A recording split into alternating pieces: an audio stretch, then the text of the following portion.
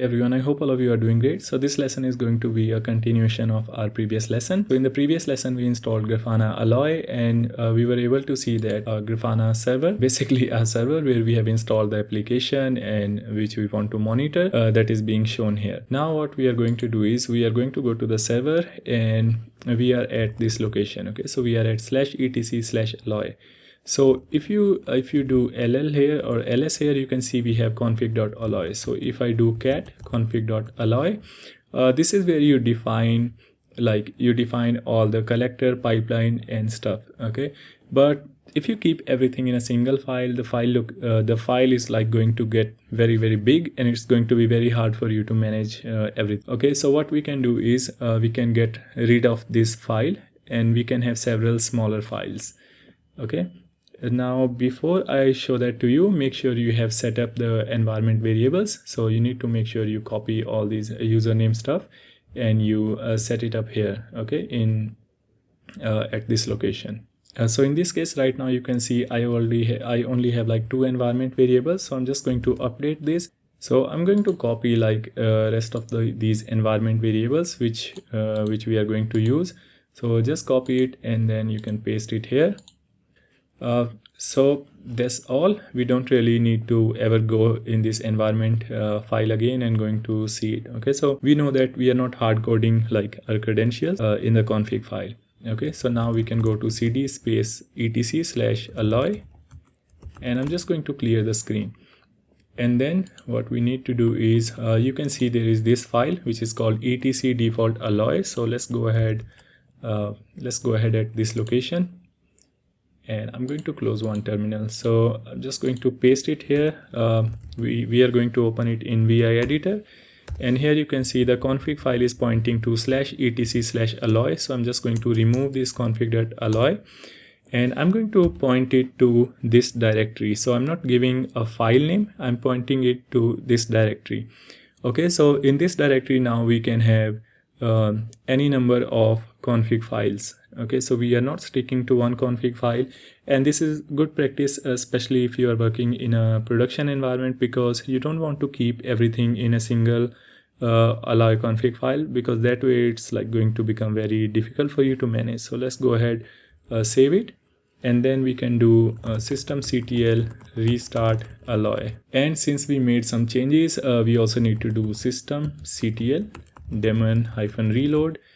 Now we can do systemctl restart alloy, and then we can do systemctl status alloy. Okay, so now everything is working as expected. Now what we are going to do is we are going to actually get rid of this config.alloy. So I'm going to do systemctl stop alloy, and I can do rm-f config.alloy. Okay, so we are just removing this config.alloy file from here, and then we are going to now we are going to follow the structure which I have here. So you can see I have this alloy directory where like I'm keeping all these configurations separately. So for the remote CFG, which is for fleet management, we can just copy it and paste it there. So let's go ahead, copy this, or you can copy it from here. And again, if you want to keep the same name, that's okay, you can keep the same name, or if you want to give any other name to the file, please feel free to do so. So I'm just going to open it, we can save it. Let's do a restart of alloy services. So we are going to do systemctl restart alloy, systemctl status alloy. So we are just checking if everything is working fine. Okay, so this is still like working fine. We can also verify that in fleet management. So if we refresh it, if you don't see if you see any issue in the status, it means now collector is not polling to Grafana Cloud Fleet Management. So right now it is still working, so we don't see any issue here. Now we are going to go to this global Prometheus alloy. So what we are doing in this file is essentially we are telling that there is a component called prometheus.remote write, and then we are giving it a label. Okay, so this label can be anything. So we are calling it Grafana Cloud, and then in the endpoint URL we are giving the URL of our Grafana Cloud Prometheus instance, and then in the basic auth, because this Prometheus is behind the credentials. Okay, so we also need to provide username and password. So we are telling it, okay, you pick the username from sys.env prometheus underscore username. This is where we put the username and put the, and also get the token from sys.env gcloud rw API key. Okay, so this is basically Grafana Cloud read writable API key. So this is again in the env file. Okay, and then we are also doing some relabeling. So in the relabeling, all we are doing is we are adding a new component called env, and in the env label we are giving it a name of production. So if this is your development server, you can change it to development. So let's go ahead and copy the content of this. I'm going to call it 01 global prometheus.alloy. So let's do 01 global hyphen prometheus.alloy.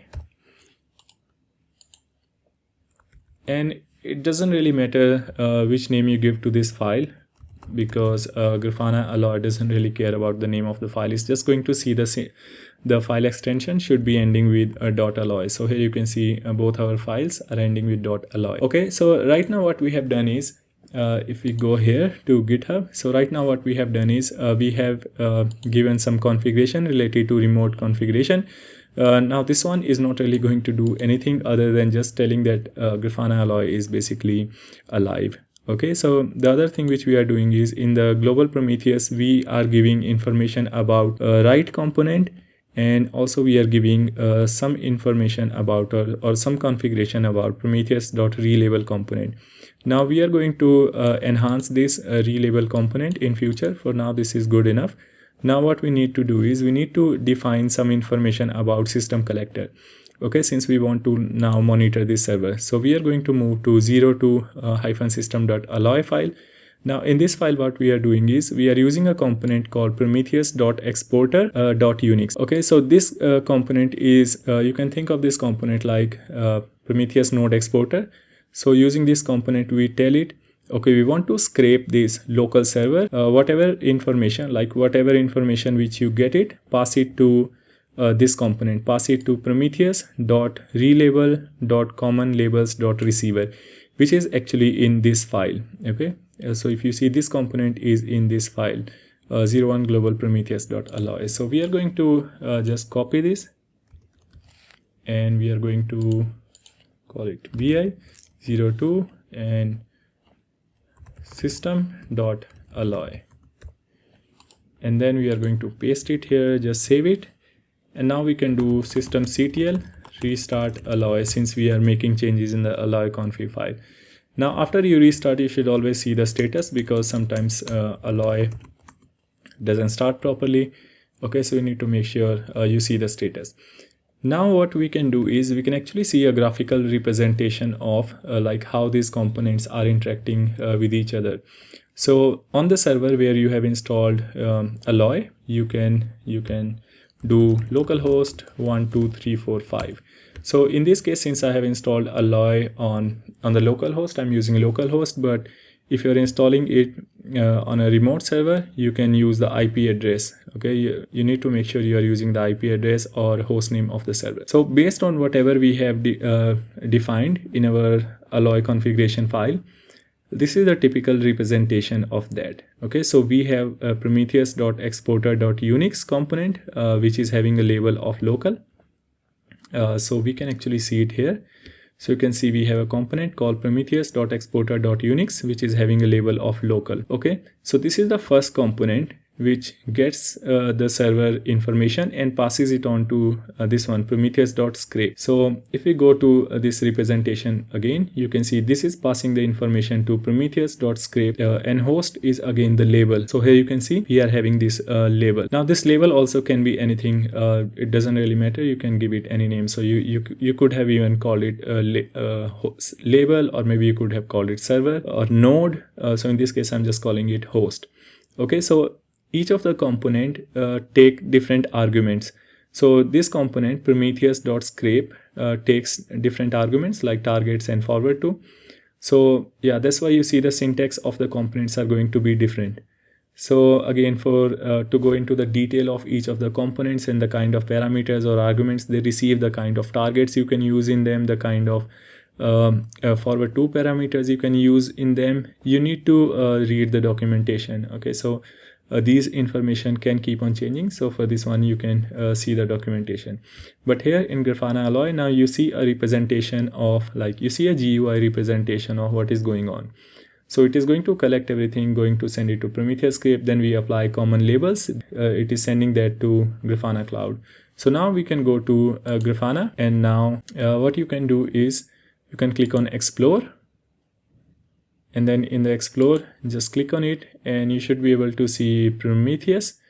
So you can see the Prometheus symbol. So you need to go to this data source, and then you can either click on Builder, and then you can click on Static Metric. Then you can just see Alloy Build Info. And here you can just click on Collector ID and select the collector ID of the server where you are scraping the data from, and then click on Run Query. Okay, so now you can see Alloy's, we are able to see Alloy's information, and I do have a dashboard which I have already installed here. So I think what I'm going to do is I'm going to actually just get rid of this server. So we do everything here again, and then we can just search for Grafana node exporter dashboard template. So Grafana do provide a lot of dashboard templates which you can just go ahead and use. So here you can see we have this node exporter template which we can use. So just click on copy ID to clipboard, and then you can go to Grafana, and then here on the right hand side you see this plus icon.